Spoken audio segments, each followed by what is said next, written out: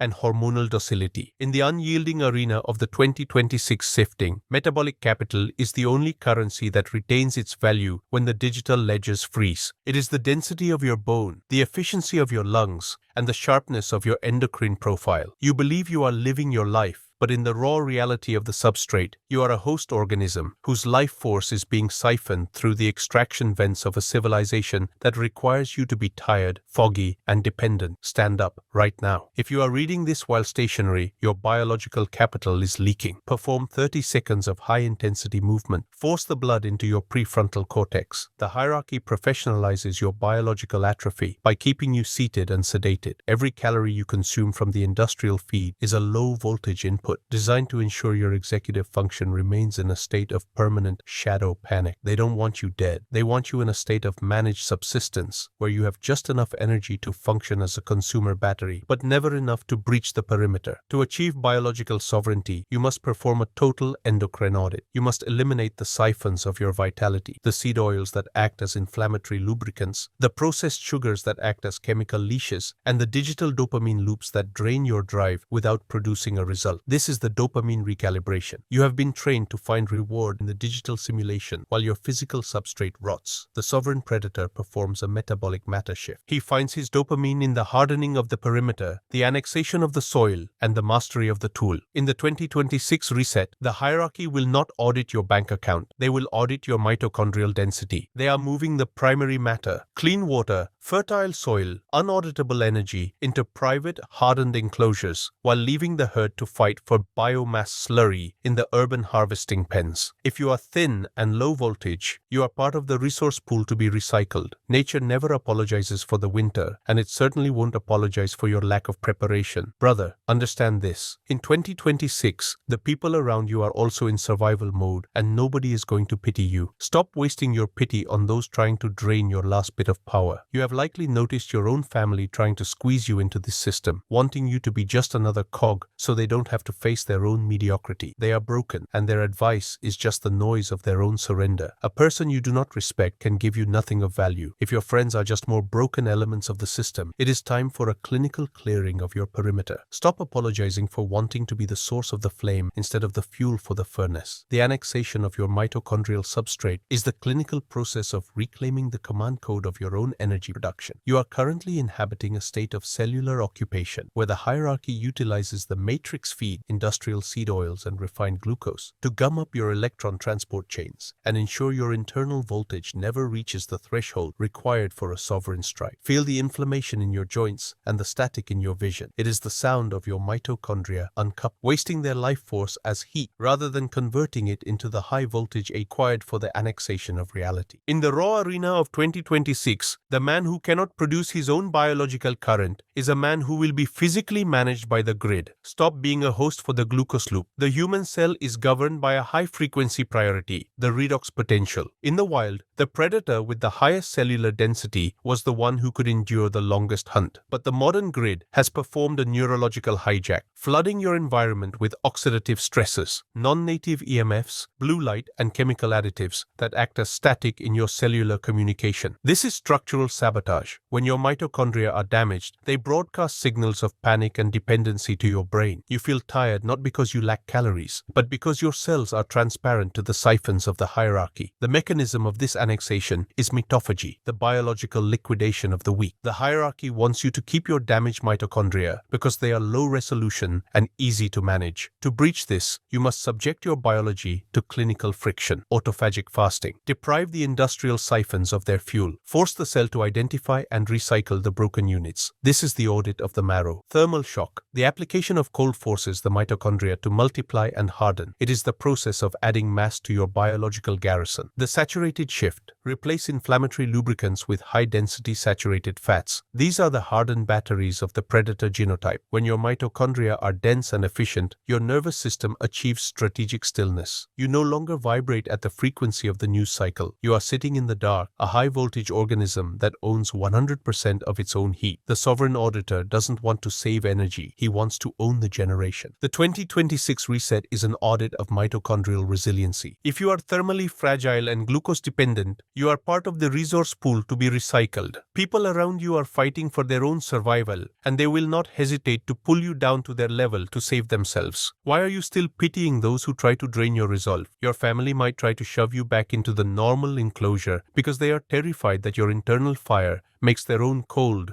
broken lives look like the failure they are. They are voluntary wardens of the system. You cannot learn to thrive from people who have already surrendered. If your circle is still addicted to the matrix feed, they are thermal leaks in your perimeter. Nature doesn't apologize for the storm, and you shouldn't apologize for being the one who survives it. Hardened cells, absolute voltage, build the engine or stay a battery for the grid. The year 2026 is not merely a time frame. It is a clinical filter designed to separate the biologically sovereign from the hormonally domesticated. You are currently inhabiting a state of endocrine sequestration, where your primary signaling molecules, the chemicals that define your aggression, your resolve, and your territorial drive, have been hijacked by the hierarchy. Your endocrine system is the command and control substrate of your reality. It is the interface between your intent and the material world. If your hormones are managed by the grid, your will is nothing more than a pre-programmed response to external stimuli. To achieve biological sovereignty, you must move beyond the frequency of the subject and perform a radical clinical annexation of your own blood chemistry. Look at the man in the mirror and ask yourself, who is currently holding the pen in the ledger of your life? If you are plagued by chronic anxiety, systemic brain fog, and a lack of predatory focus, you are suffering from a hormonal breach. The hierarchy utilizes cortisol as a biological leash. By keeping you in a state of permanent, low-grade social panic, fueled by the news cycle, the digital hustle, and the constant audit of your social standing, they ensure your HPA axis is perpetually over-leveraged. Chronic cortisol is a metabolic acid. It dissolves your muscle mass, erodes your bone density, and most importantly, it suppresses the prefrontal androgen connection. When cortisol is high, the brain, your executive commander, is sidelined, and the limbic system, the impulsive, fear-driven subject, takes over. This is neurological domestication. The human brain is governed by a specific priority loop, the androgen to stress ratio.